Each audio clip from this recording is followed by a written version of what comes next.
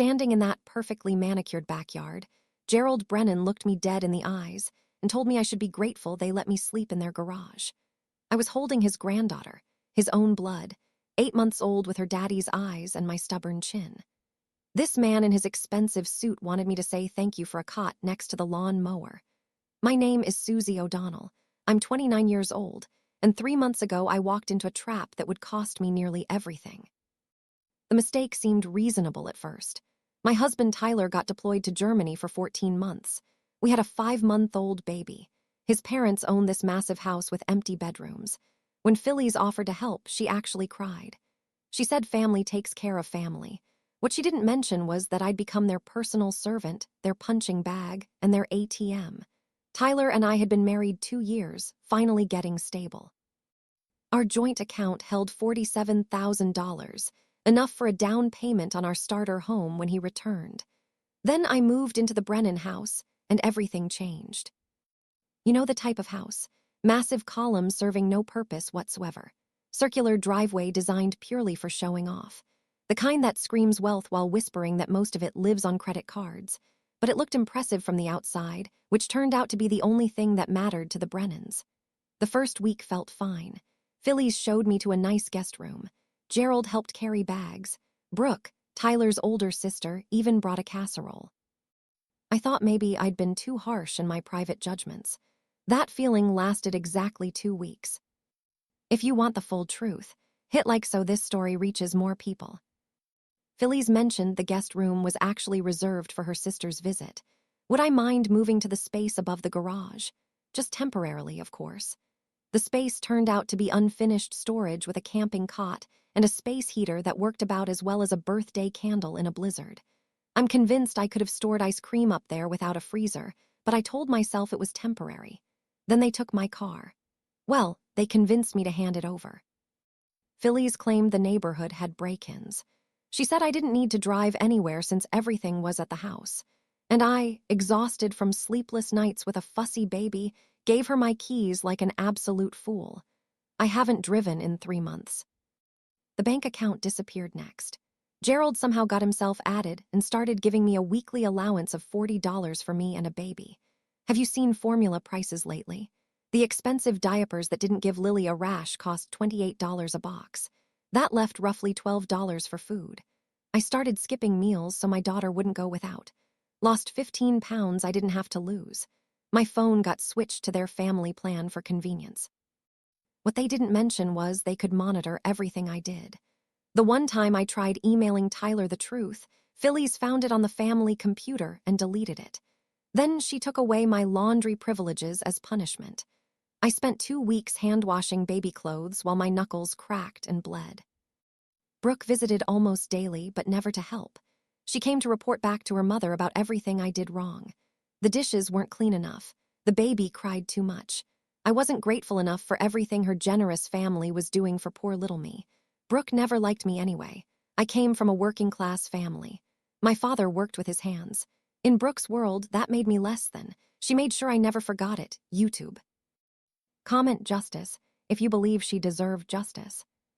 2 weeks ago, Gerald decided the gutters needed cleaning. He decided I should do it to earn my keep. So I climbed that rickety ladder, made it about 15 feet up, and the whole thing shifted. I grabbed for the roof, missed, and came down hard on my left ankle. The pain was white-hot, like someone drove a nail through my foot. Phyllis heard me scream. She looked at my ankle swelling to the size of a grapefruit and told me to walk it off. No doctor, no ice, just walk it off. I hobbled around for 2 weeks doing chores on an ankle that turned purple and yellow and made sounds no ankle should make. Through all this, I told no one. My dad, Patrick O'Connell, raised me by himself after my mom left when I was 7. He worked construction his whole life, built houses, built buildings, built me. He taught me to be strong, independent, to never let anyone push me around. And here I was being pushed into the ground. I couldn't tell him. The shame would have killed me. But last Friday, Dad decided to drive 200 miles to surprise his granddaughter for her unofficial 8-month birthday. He pulled up just as I was limping across the lawn, Lily on my hip, groceries in my other hand. I had walked 2 miles to the store and back because I had no car.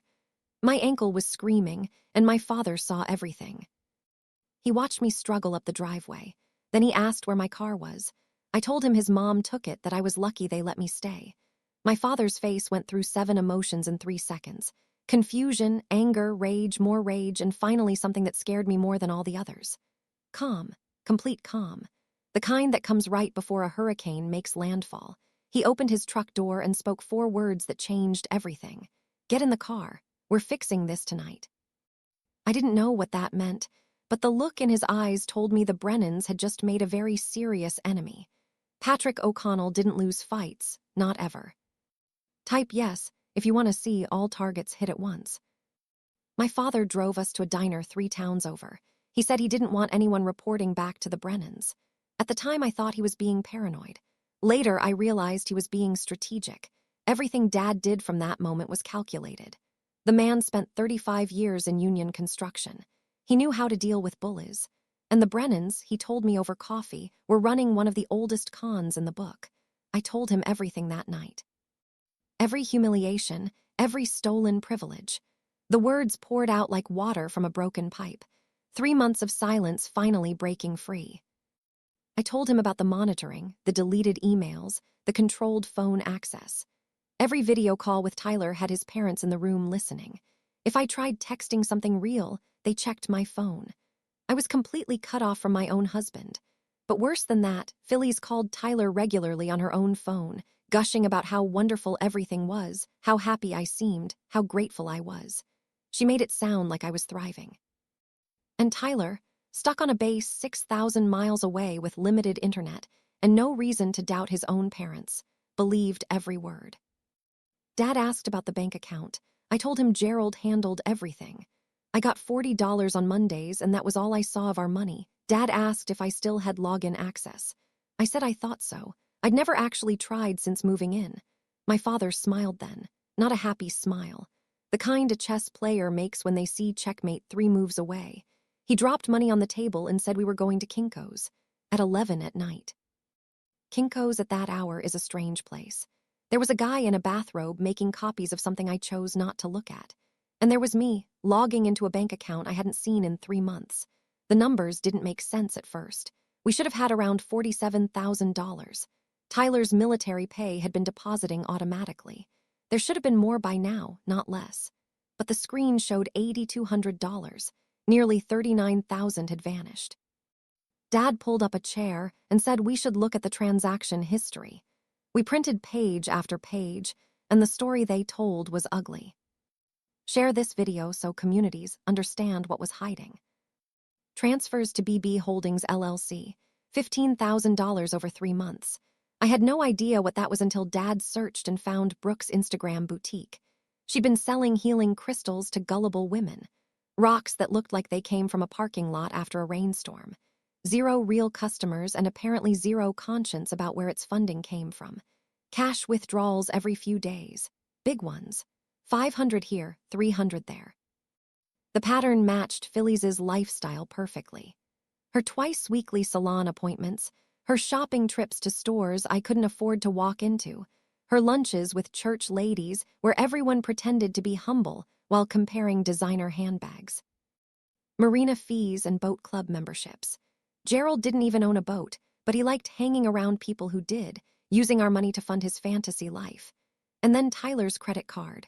Restaurant charges, bar tabs, golf fees, all local, all recent. All impossible for a man stationed in Germany.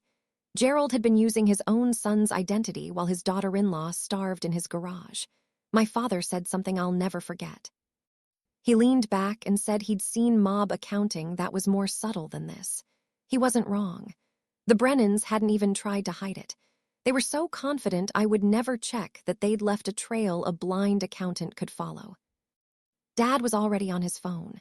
He had a friend, a retired paralegal named Morn Walsh, who owed him a favor. He was calling it in tonight because what the Brennans had done wasn't just cruel, it was criminal. But first, we needed to reach Tyler directly without his parents listening.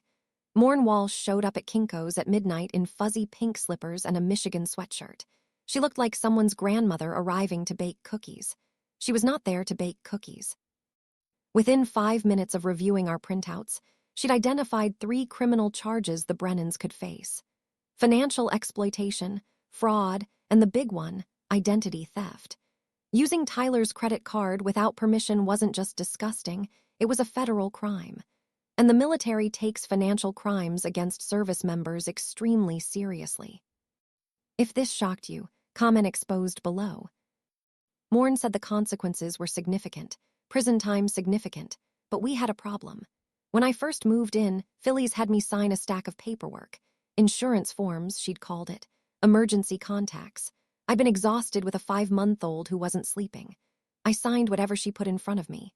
One of those documents was a limited power of attorney giving Gerald authority over financial decisions. That's how he'd gotten added to our account. He had my signature on paper. Never mind, I had no idea what I was signing. Morn asked if I'd signed willingly with full understanding. Had anyone explained what it was? Had I been given time to read it? No to all three. She made a note. Fraud can occur when consent is obtained through deception. This might qualify. Dad asked about reaching Tyler directly without the Brennan filter. Morn agreed it was critical. If Tyler didn't know what was happening, he needed to hear it from his wife first, not from lawyers or investigators. The problem was how. Tyler had limited internet time on base. Every number I had for him, his parents knew too. If I called through normal channels, Phillies would find out within hours. That's when Dad pulled out his ancient flip phone. The man refuses to upgrade. Says smartphones are for people who don't have enough to think about. But that night, his stubbornness saved us. He scrolled to a name from decades ago. Sergeant First Class Raymond Booker, an Army buddy who now worked logistics at bases across Europe, including Tyler's base in Germany. Dad made the call right there at Kinko's. It was after 6 in the morning in Germany. They exchanged the kind of greetings old soldiers exchange, brief, profane, and oddly affectionate. Then Dad explained everything. A message would be delivered. Tyler would call a number his parents didn't know. It might take a day, but it would happen. We left Kinko's with a folder full of evidence and something I hadn't felt in months. Hope, tiny and fragile like a candle in a hurricane, but real. Dad drove us to a motel, not a nice one. The kind where the ice machine has been broken since the Clinton administration, but it was warm and it wasn't the Brennan house. Lily fell asleep immediately in my arms. Babies sense stress. That night, with my father keeping watch by the window, she slept more peacefully than she had in months. I couldn't sleep, though. I lay there going over the numbers. 15,000 to Brooks' crystal scam, 8,000 in cash for Phillies, thousands more to Gerald's boat club fantasy, money that was supposed to be our future home, our daughter's security gone. The call came at 2 in the morning, unknown number on Dad's flip phone. When I answered, I heard the voice I'd been missing for 3 months. Tyler sounded confused at first. He'd gotten a strange message from someone he didn't know, telling him to call this number urgently. Was everything okay? Was Lily all right? I started crying before I could stop myself. 3 months of holding it together came out in one overwhelming wave, and when I could finally breathe again, I told him everything. When I finished, there was silence, long enough that I thought the call dropped, long enough that a terrified part of me wondered if he'd believe his parents over me. Then Tyler spoke. 4 words that put my broken heart back together. I believe you, Susie. He believed me without hesitation, without demanding proof, without making excuses for his family. Tyler had questions, lots of them. Then he told me what he was going to do. First thing in the morning, he was going to his commanding officer. Identity theft against a military spouse was taken seriously. His parents had committed federal crimes, and Tyler intended to make sure they faced consequences. But that wasn't all. His father's 60th birthday party was Sunday. The whole family would be there. Neighbors, business partners, church friends, everyone the Brennans had spent years impressing with their perfect family image. What if, Tyler asked, he made a surprise video call to wish his father happy birthday? What if that call didn't go the way Gerald expected? I could hear the cold anger in his voice. This wasn't just about justice anymore. This was about exposure, about ripping away the mask and showing everyone the real monsters underneath. Saturday morning felt different. The sun came through that cheap motel window like the universe knew the balance was finally shifting. Lily woke up smiling, reaching for my face with her tiny hands, completely unaware her mama was about to go to war. Dad was already awake. I'm not sure he ever slept. He'd spent the night making calls, coordinating what he called the infrastructure of justice. The man had spent 35 years building things. Now he was building something different. Tyler had been busy too. He called around 6 in the morning, right after meeting with his commanding officer. The military does not appreciate identity theft against service members. Tyler's CEO listened to the whole story with a face like thunder, then connected him with JAG immediately. Within hours, Tyler had filed formal reports about the credit card fraud and unauthorized account access. The wheels of military justice were turning, and once they start, they're very hard to stop. First thing Tyler did was freeze every account. The joint savings, the checking, his credit card, everything. Gerald would find out soon enough when his next restaurant swipe got declined in front of his golf buddies. But by then, it would be too late. No more transfers to Brooke's Crystal Pyramid scheme. No more cash for Phillies' shopping addiction. No more boat club memberships for Gerald's fantasy life. But freezing accounts was just the beginning. Tyler wanted accountability, and he had a plan to get it. His father's 60th birthday party was tomorrow, Sunday. The whole extended Brennan clan would be there. Neighbors from the fancy houses nearby. Business partners in expensive casual wear. Church friends with covered dishes. Everyone the Brennans had spent years impressing with their perfect family image. Tyler wanted to burn that image to the ground in front of all of them. The video call was my idea. I told Tyler I'd suggest it to Phillies as a surprise. She'd absolutely love having her military son beam in from Germany to honor his father publicly. She'd set up the big TV in the living room, gather all the guests for the touching moment, probably buy a ring light for perfect video quality, record everything for memories. She'd think of everything except what Tyler was actually going to say. Morn came by the motel around noon with updates. Her detective friend Sullivan, who'd worked financial crimes for 20 years before retiring, had reviewed our evidence informally. He said there was more than enough for a formal investigation. The power of attorney obtained through deception, the unauthorized withdrawals, the identity theft. These weren't small violations. These were felonies. Sullivan couldn't make arrests based on an informal review, but he could do something almost as valuable. He could show up at the party, ask questions, make the Brennans very nervous in front of everyone they'd spent years impressing. The formal investigation would take time, but the questioning could happen immediately. And having a detective appear at Gerald's 60th birthday, badge visible, asking about financial irregularities, that would send a message louder than any arrest warrant. Dad coordinated the timing. Sullivan would arrive about 30 minutes into Tyler's video call, just when the truth was sinking in.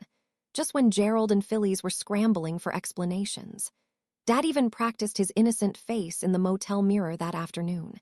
He kept asking if he looked trustworthy, like a friendly grandfather just there to support his daughter, not a man about to dismantle someone's entire reputation. I told him he looked perfect.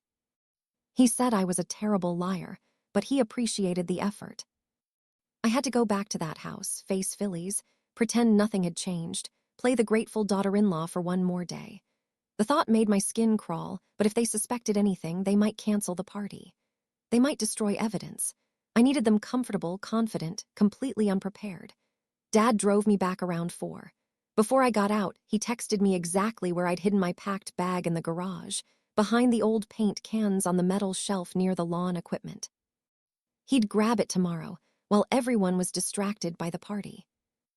Walking back into that house was one of the hardest things I've ever done. Phillies met me at the door with her usual tight smile, the one that never quite reached her eyes. She asked where I'd been. I told her my father wanted some grandfather-granddaughter bonding time. She seemed annoyed I'd left without asking permission, but she let it go. Then I played my part. I told her I had an idea for Gerald's party tomorrow. What if we surprised him with a video call from Tyler? Phillies' eyes lit up like Christmas morning. She loved it. She immediately started planning where to position the TV, how to gather everyone for the big moment, whether she should buy a ring light. I watched her excitement and felt absolutely nothing. No guilt, no hesitation, just cold satisfaction. Tomorrow, in front of everyone who mattered to the Brennans, their perfect world was going to collapse. The garage felt different that night. Still freezing, still humiliating, but temporary now. One more night sleeping next to the lawn mower. One more night in this nightmare. But tomorrow, the Brennans would learn what happens when you steal from a military family, when you exploit a young mother, when you underestimate Patrick O'Connell's daughter. Tomorrow, Gerald's 60th birthday party was going to become the worst day of his life, and I was going to watch every single second of it. If you're invested in seeing what happens at that birthday party, hit the like button right now. Comment karma if you think the Brennans deserve what's coming, and subscribe because you need to see how this ends. The birthday massacre is about to begin, and trust me, you don't want to miss what Tyler says when that video call connects.